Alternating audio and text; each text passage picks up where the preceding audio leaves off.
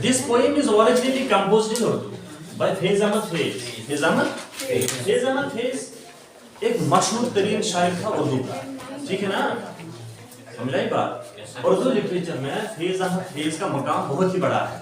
Urdu literature में या Urdu poetry में जो फैज अहमद फैज है ना, इसका मकाम जो है ना, इसका जो स्टेटस है वो बहुत ही ऊंचा है, वो बहुत ही ऊंचा है। इसके कुछ पोएम्स ऐसे थे ना which were enlisted, जो एनलिस्ट हो गए थे ना, किसके लिए? दुनिया का सबसे प्रेस्टिजियस अवार्ड कौन सा है? नोबेल प्राइज, ठीक है ना। नोबेल प्राइज के भी इसके कुछ पोएम्स, कुछ बुक्स एनलिस्ट हो गए थे, बट अनफॉर्चुनेटली उसको कोई नोबेल प्राइज तो नहीं मिला।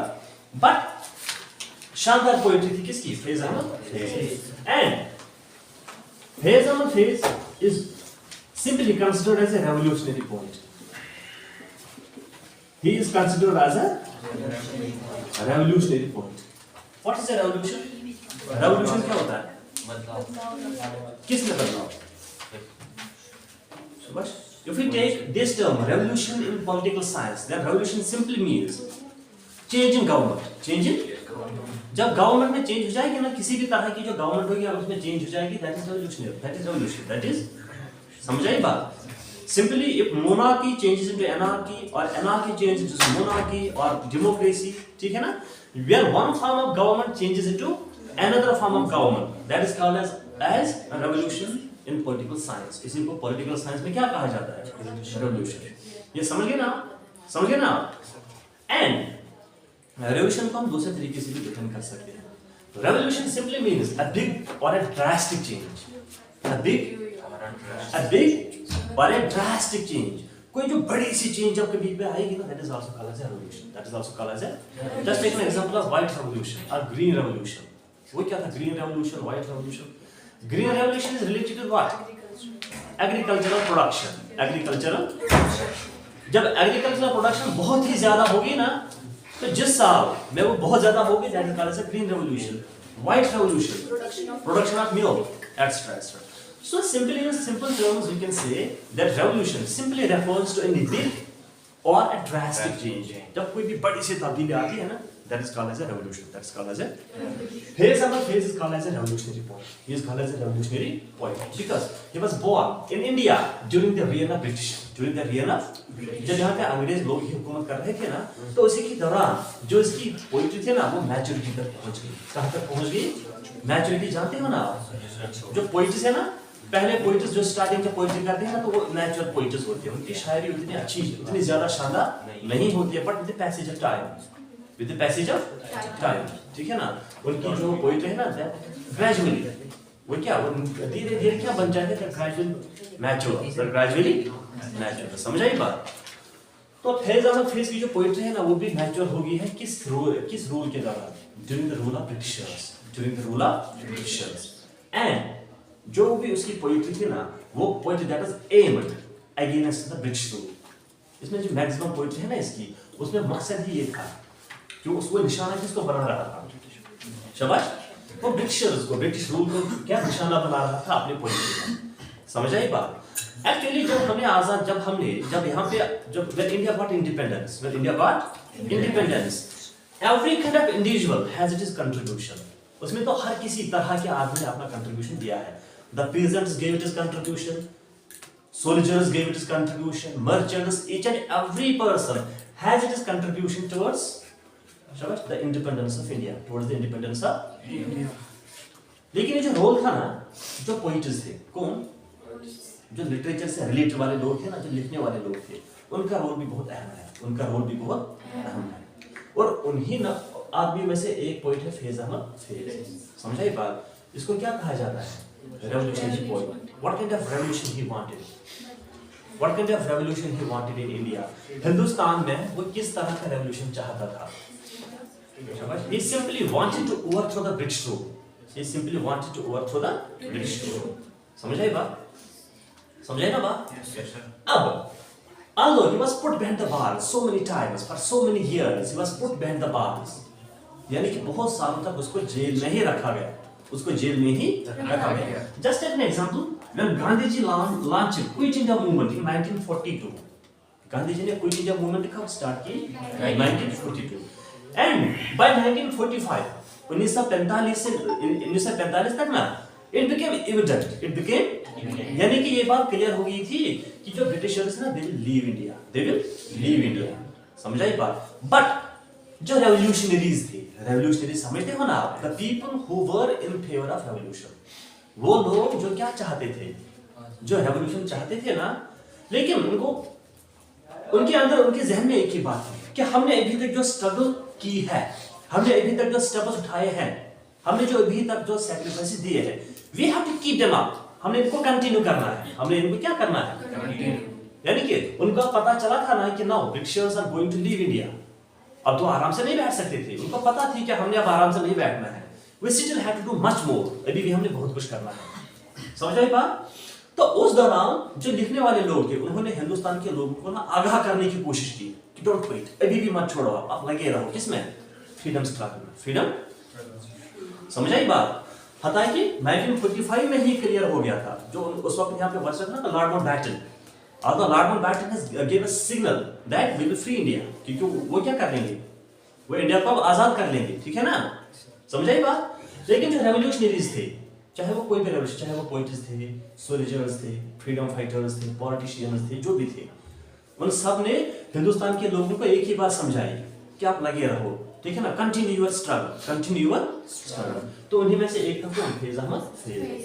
तो जेल में ही उसने एक पोइम लिखी थी, उसने एक पोइम लिखी थी for the people of India, for the people of India, just encourage them, उनको क्या करने के लिए, उनको हिम्मत देने के लिए, किनको हिम्मत देने के लिए,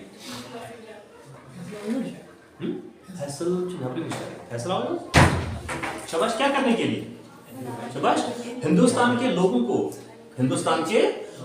को एनकरेज करने के लिए कि आप अपनी जो आवाज है ना, इस आवाज को ऐसे ही चलाते रहे, इस आवाज को ऐसे ही, किनके खिलाफ, ब्रिटिशर्स के खिलाफ। हालांकि ब्रिटिशर्स ने फैसला कर दिया है कि they will leave India, but still that you don't have to remain silent, आपने अभी भी खामोश नहीं रहना है, you have to continue your freedom struggle, you have to continue your freedom struggle in your own. तो बहुत सारी, मैंने कहा ना, पोएट्री लिखी गई किनके खिलाफ, ब्रिटिशर्स के खिलाफ पोएट्री लिखी गई, समझाई बात। लोगों तक बात पहुंचाने के लिए बहुत सारे poems, stories, pamphlets, magazines, newspapers लिखे गए, ठीक है ना, ताकि जो हिंदुस्तान के लोग हैं ना, ये इस बात को समझ पाए कि हमने करना क्या है, हमने समझाई बात। इसी मकसद से फैज अहमद फैज ने एक पोएम लिखी थी उर्दू में, ठीक है ना, that poem was titled as Bol. उस पोएम का टाइटल क्या था, बोल का मतलब क्या है, अगर मैं आप लोगों को कहूंगा बोल, that means I am just encouraging you people to say something, ठीक है ना। इसी बोल का अगर हम इंग्लिश में ट्रांसलेट कर लेंगे तो इसका वर्ड क्या बन जाएगा, स्पीकर, हु इज एड्रेसिंग, इसमें जो ये जो पोएम है ना, पोएम, हु इज द, इसमें इस स्पीकर कौन है इस पोएम में, फैज अहमद फैज हिमसेल्फ, एंड वो किन से बात कर रहा है, वो किन को बता रहा है, स्पीकर किनको बता रहा है, he speaks to the people of India, he speaks to the people of India, what does he say to the people of India, शाबाश, do not stop, आप रुको मत, continue your voice, ये जो आपकी आवाज है ना, किनके खिलाफ, against the oppressors, oppressor का मतलब क्या है, जो जुल्म करने वाले लोग हैं, इनके खिलाफ आप लड़ते रहो, इनके खिलाफ आप लड़ते रहो, समझे बात। तो हम यही कहेंगे कि जो हिंदुस्तान के लोग थे ना उस वक्त, दे वर वॉइसलेस, वॉइसलेस का मतलब क्या है, उनकी आवाज दबा ली गई थी, उनकी आवाज, the people of India were so suppressed. जैसे कि आपने देखा होगा, ब्रिटिशर्स ने बहुत सारे कानून बनाए थे हिंदुस्तानियों को दबाने के लिए, ठीक है ना, जैसे कि एक एक्ट निकाला था उन्हें, that is called as vernacular act, press act और वर्नाक्युलर एक्ट। उसमें क्या हो गया था, उसमें ये तय किया गया था कि जो पीपल ऑफ इंडिया है, they don't have a freedom of speech, they don't have a freedom of speech, समझ आई बात।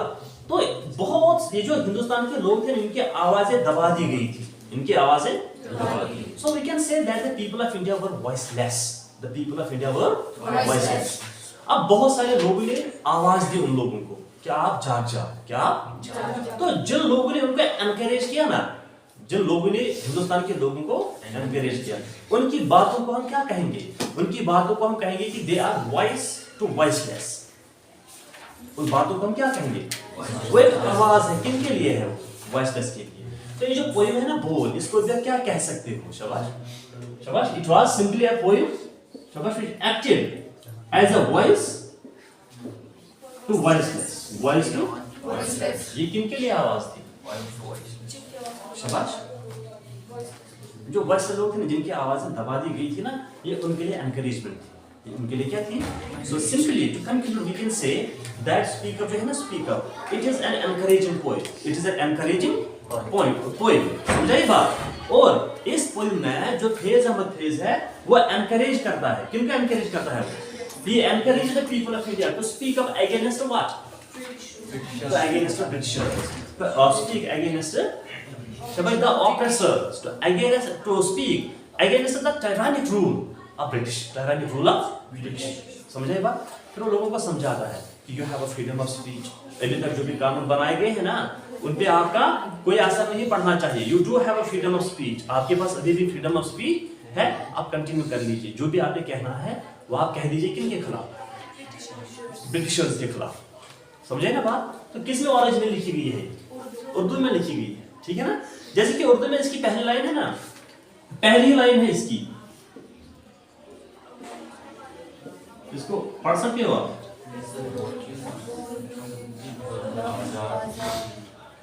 बोल के लब आजाद है तेरे, लब मीन्स होंठ, लब मीन्स इसकी मीनिंग निकाल सकते हो आप? बोल कि लब आजाद है तेरे। ये encourage the people of India to speak to, because जो आपके लिप्स है ना, या फ्री, जो आपके होंठ है ना, होंठ ये बिल्कुल आजाद, इन पे कोई ताला नहीं लगा है, इन पे कोई ताला नहीं। You can speak whatever you want, आप कह सकते हो जो भी आप कहना चाहते हो वो बात आप कह सकते हो। So if you translate this line into English, if you translate this line into English, इसकी इंग्लिश ट्रांसलेशन क्या बन जाएगी? Speak up for the lips are not sealed. Sealed का मतलब क्या है? क्लोज, लॉक कर। Speak up for your lips are not sealed, आप कह दीजिए, क्योंकि जो आपके होंठ है ना, ये सील्ड नहीं है, ये सील्ड नहीं है। अगर इसको हम थोड़ा सा और एक्सटेंड करेंगे ना, तो हम यही कहेंगे, वो हिंदुस्तान के लोगों को ये कहना चाहता था कि you people have got a freedom of speech, you people have got a freedom of speech, so you must speak, you must, for your lips are not sealed, for your lips are not sealed. समझे ना बात? Speak up for your lips are not sealed, आप कह दीजिए जो आपके होंठ है ना, वो क्या है? वो आजाद है, वो सील नहीं है। इसका मतलब क्या है? You can say whatever you want, आप क्या कह सकते हो? जो आप चाहते हो वो आप कह सकते हो। Speak up for, speak up while you are, speak up शाबाश, your lips are not sealed, speak up while your words are still your own, and your words are still your own. ये फिर दूसरे line में इन लोगों का कह रहा है, हिंदुस्तान के लोगों को कह रहा है कि जो आपके वर्ड है ना, जो आपके अल्फाज है, ये आपके अपने हैं, ये आपके। इसका मतलब क्या है कि आप अल्फाज अपने होना, अल्फाज अपने होना, इसका मतलब क्या है? जो ये है ना फ्रीडम ऑफ स्पीच, ये भी किसकी बात चल रही है? फ्रीडम ऑफ स्पीच, ठीक है ना। तो आप कह दीजिए कि जो आपके अल्फाज है ना, वो आपके अपने हैं, वो आपके अपने हैं। You do have your own words, you can use your own words, you can use your words in way you want. आप अपने अल्फाजों को उस तरह से इस्तेमाल कर सकते हो जिस तरह से आप चाहते हो, जिस तरह से आप चाहते हो। सो speak up, so speak up, because जो भी अल्फाज हैं, जो भी आप कहना चाहते हो वो आपके अपने हैं, वो आपके। सो you must speak, you must speak. आपने क्या करना चाहिए? आपने कहना चाहिए। क्या कहना चाहिए? शाबाश, शाबाश। क्या कहना चाहिए लोगों को? नहीं, उन लोगों को क्या कहना चाहिए? They should speak against what? They should speak against the oppression of Britishers, against the oppression of Britishers. ठीक है ना? This upright body is yours. Upright means straight. Upright means straight. Upright का मतलब क्या है? Straight means इंसान की body कब स्ट्रेट होती है? When he is young, when he is during old age, it depends on. Still भी आएगा, स्टिल भी आएगा। Still, STIL. यस सर, वो भी यूज होता है स्टिल के लिए। Still, no, still means silent. Sir मैंने पूरे present sentences. Stay still, stay still. Stay still. Actually, stand still आप कह रहे हो, ठीक है ना? Stand still और stay still. It is a word or a phrase which is used. ये टर्म आप यूज करते हैं ना, जब आप किसी को ये कहना चाहते हो कि आप जिस पोजीशन पे हो इसी पोजीशन पे रहो। For example, if I am standing, you see me stand still. That means I have to remain just like this. If I am sitting, you will see me stay still. ठीक है ना? जिस position में हूँ वैसे ही रहो। समझे बात? This upright body is yours. ये हिंदुस्तान के लोगों को कह रहा है कि आपकी जो यूथ फिगर है ना, जो आपकी जवानी है, ये आपकी अपनी है, ये आपकी अपनी है। इस जवानी में शाबाश, इस अपने बॉडी को अच्छे से यूज किया करो। Use your youth, use your energy, use your power, use your time. जो टाइम है ना आपका, जो आपके पास एनर्जी है, जो आपके पास टाइम है, जो आपके पास हिम्मत है, उस हिम्मत को अच्छे ढंग से यूज करो। उस हिम्मत को आप तो इस स्ट्रेट बॉडी को अपने अच्छे तरीके से यूज किया करो। लेकिन किन के खिलाफ? Against the oppressor, against the oppressor. समझे ना बात? Speak up while your words are still your own, while your soul is still your own. इसलिए आप कह दीजिए, इसलिए आप कह दीजिए, तब तक कह दीजिए जब तक ये आपका सोल है ना, सोल का मतलब है रूह। सोल का मतलब क्या है? जब ये रूह है ना, रूह, जब तक ये रूह आपकी अपनी है, उसी दौरान आप कह दीजिए, उसी दौरान आप।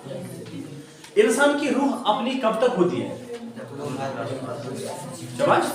सिंपली जब तक है जान, वही कहेंगे ना। इंसान के पास जब तक जान है ना, तब तक वो रूह उसकी होती है, तब तक वो रूह। And once a man expire, जब भी कोई इंसान मर जाता है ना, तो ये रूह उसकी नहीं रहती, ये रूह उसकी। तो ये हिंदुस्तान के लोगों को क्या कह रहा है? क्या आप कह दीजिए, किसमें? शाबाश, अपनी जिंदगी में, जब तक आप जिंदा हो ना, जब तक आप जिंदा हो, जब तक आप जिंदा हो, तब तक क्या कह दीजिए? किनके खिलाफ? किनके खिलाफ? ऑप्रेसर्स के खिलाफ, ऑप्रेसर्स के। किसका? Soul, aspire, spirit, SPIRIT, spirit. Spirit का मतलब ये जज्बा। These are conscience, spirit, soul. These are interrelated terms having their psychological backgrounds. ठीक है ना? तो इसमें साइकोलॉजिकल, आप कब सोल यूज करोगे, कब स्पिरिट यूज करोगे, ठीक है ना, कब और कुछ यूज करोगे, it is a psychological background, ठीक है ना। सोल का आप स्पिरिट यूज कर सकते हैं। हाँ, सिनोनिम की बात कर रहा हूँ मैं। एंटोनिम क्या यूज कर सकते हैं इसका? सोल देखेंगे, माइंड में आ जाएगा, जल्दी माइंड में आ जाएगा। ये क्लियर हो गया आपको यहाँ तक? तो लोगों को क्या कह रहा है? शाबाश, speak up while your soul is still your own. आप तब तक ही कह दीजिए जब तक ये जो आपका सोल है ना, ये आपका अपना है।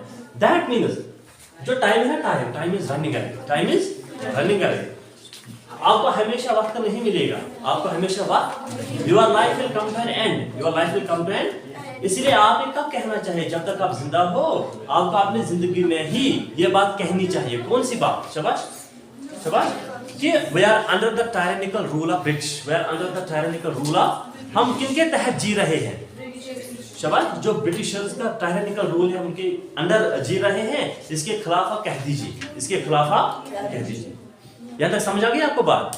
तो क्या कह रहा है फैज अहमद फैजी हिंदुस्तान के लोगों को? शाबाश, कौन से एनकरेजमेंट देता है वो हिंदुस्तान के लोगों को? शाबाश, स्पीक अप। लेकिन कब तक उसको कहना चाहिए? तो सिंपल हम यही कहेंगे कि Faiz Ahmad Faiz says to the people of India that you should speak up, you should speak up, because you have got a freedom of speech, you have got a freedom of speech, you can say whatever you want, you can say whatever you want, ठीक है ना। you have a youthful figure, आपके पास क्या है? you have an upright body, ये आपकी अपनी है, आपके वर्ड्स आपके अपने हैं, आपकी जिंदगी अपनी है। इन सब चीजों को आप अच्छे से यूज किया करो। And you must speak, you must speak। किनके खिलाफ? शाबाश, ब्रिटिशर्स के खिलाफ, ब्रिटिशर्स के खिलाफ। Look that in that smithy, it is red over fierce flames। अभी हिंदुस्तान के लोगों को या बाकी जो भी लोग हैं ना, all the people throughout the world, the people throughout the, ये अब सब लोगों को कह रहा है Faiz Ahmad Faiz, look that in that smithy। Smithy जानते हो आप? A fireplace। स्मिथी क्या होती है? फायरप्लेस समझते हो आप? क्या होता है स्मिथी? फायरप्लेस। वो ब्लैक स्मिथ्स की दुकान आपने देखी होगी। ब्लैक स्मिथ जानते ना? लोहार में वो ना आग जलाने की जगह होती है जहाँ पे लोहे को रेड कर देता है हीट देने की वजह से, ठीक है ना। That place is called as smithy, that place is called as. तो स्मिथी में होता क्या है? आग होता है वहाँ। क्या होता है? आग, ठीक है ना। या जहाँ पे आयरन ओर मेल्ट किए जाते हैं ना, या जहाँ पे मेटल्स मेल्ट किए जाते हैं, वहाँ पे कितनी बड़ी आग होती है। वहाँ बहुत ज्यादा आग होती है ना, that is called smithy, that is called as a. तो ये सब लोगों को बता रहा है कि आप उस स्मिदी की तरफ देख लीजिए, आप उस स्मिदी की तरफ देख लीजिए। किस स्मिदी की तरफ? ये स्मिदी कौन है यहाँ पे? आग कहाँ पे है? जल क्या रहा है? तो यहाँ पे मेटाफॉर यूज किया गया है। It is a metaphor as well as an imagine, it is a metaphor as well as an actually. ये जो स्मिदी है ना, smithy refers to India, smithy refers to, ये स्मिदी क्या है यहाँ पे? क्योंकि हिंदुस्तान में ही आग जल रही है ना। किस तरह की आग यहाँ पे जल रही है? जुल्म तशद्दुद की, ऑपरेशन की, ब्रूटैलिटी की। समझाई बात? तो ये स्मिदी किसको रेफर कर रहा है यहाँ पे? इंडिया को। दैट मीन्स यहाँ पे इंडिया को कंपेयर किया गया है किसके साथ? स्मिदी के साथ, डायरेक्टली और इनडायरेक्टली? डायरेक्टली। समझ आई बात? तो ये क्या है स्मिदी यहाँ पे? इट इज सिमिली और a metaphor, it is a metaphor, it is a है क्या ये? समझ आएगी ना बात? और दूसरी बात, स्मिदी का मतलब क्या है? Fire place. It is also an imaginary, it is also an imaginary भी है ना। इमेजिन क्यों है? बिकॉज़ इसकी इमेज हमारे दिमाग में बन जाती है। और समझ आई बात? तो हिंदुस्तान के लोगों को क्या कह रहा है? शाबाश, look that, look there in that smithy. आप देख लीजिए वहां पे, किस में? स्मिदी में। आप ये स्मिदी क्या है? It is India, it is India, it is red oven, fears flames. वहां पे आप देख लीजिए, वहां पे रेड ओवन है। ओवन जानते हो आप?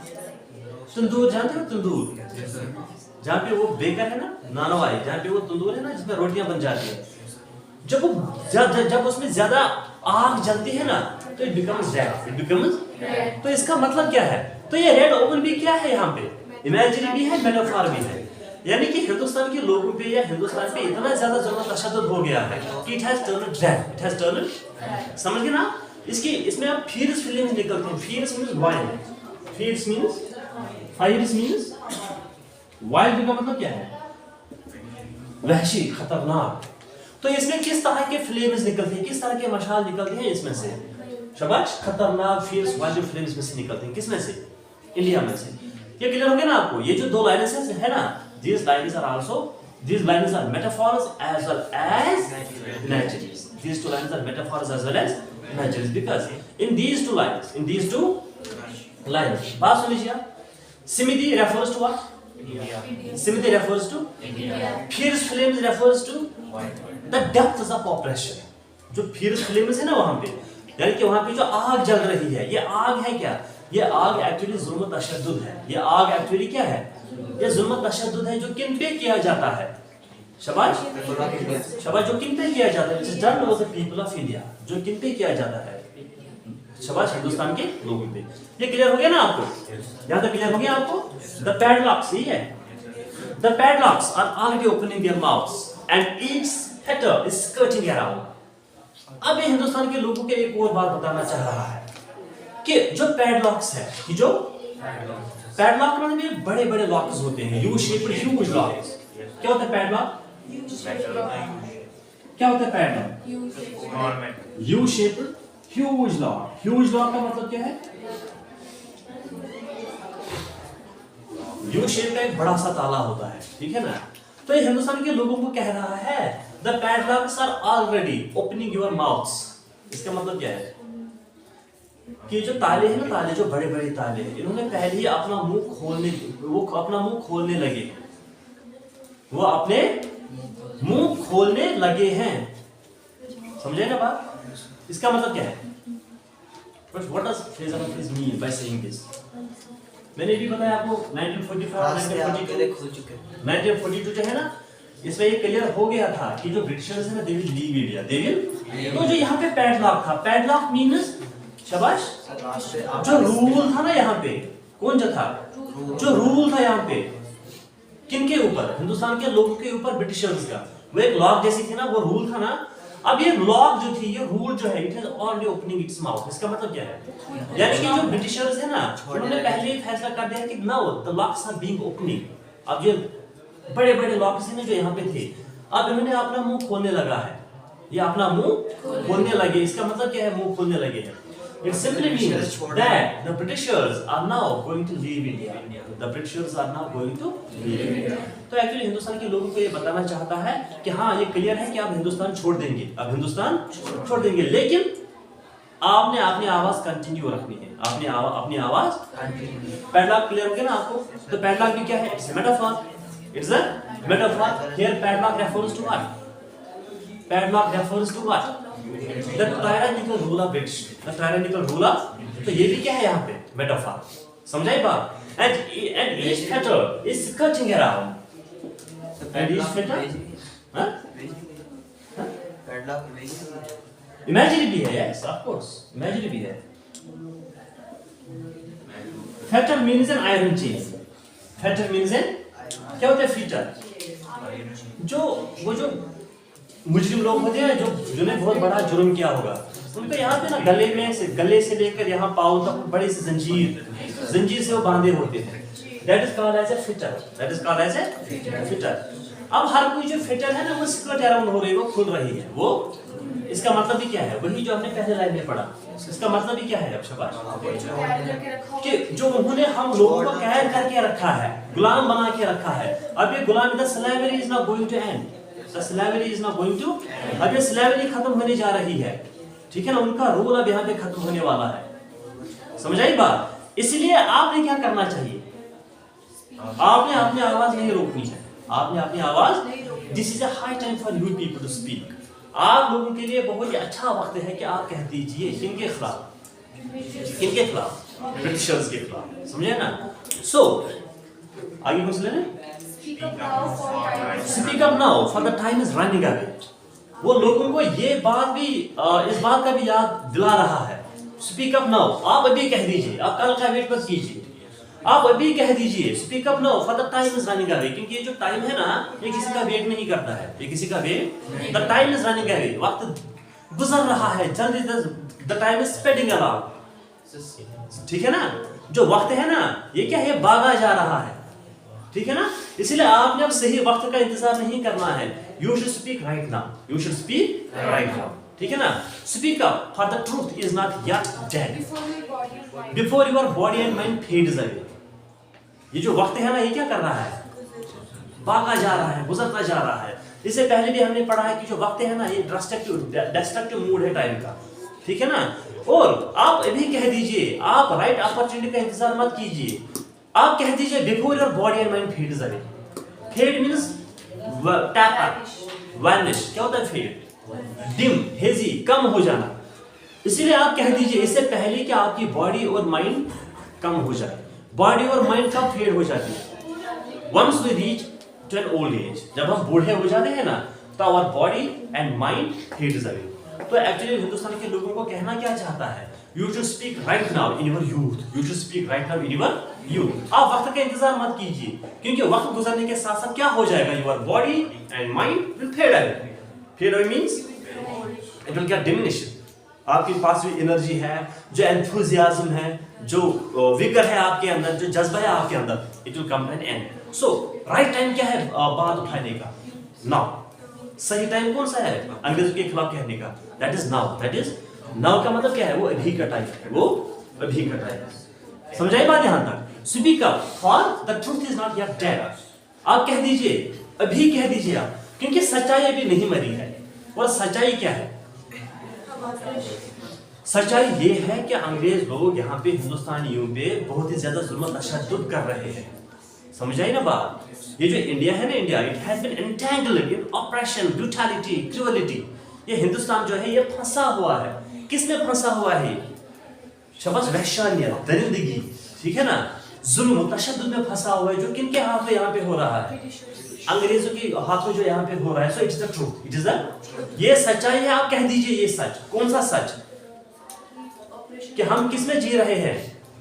हम जुल्म तशद्दुद में जी रहे हैं। तो आप कह दीजिए because the truth is not yet dead, क्योंकि ये जो सच्चाई है ना, ये अभी मरी नहीं है। सच्चाई अभी जिंदा है, सच्चाई अभी जिंदा है। So speak up whatever you want to say. इसलिए कह दीजिए व्हाटएवर यू वांट टू से। इसका मतलब क्या है?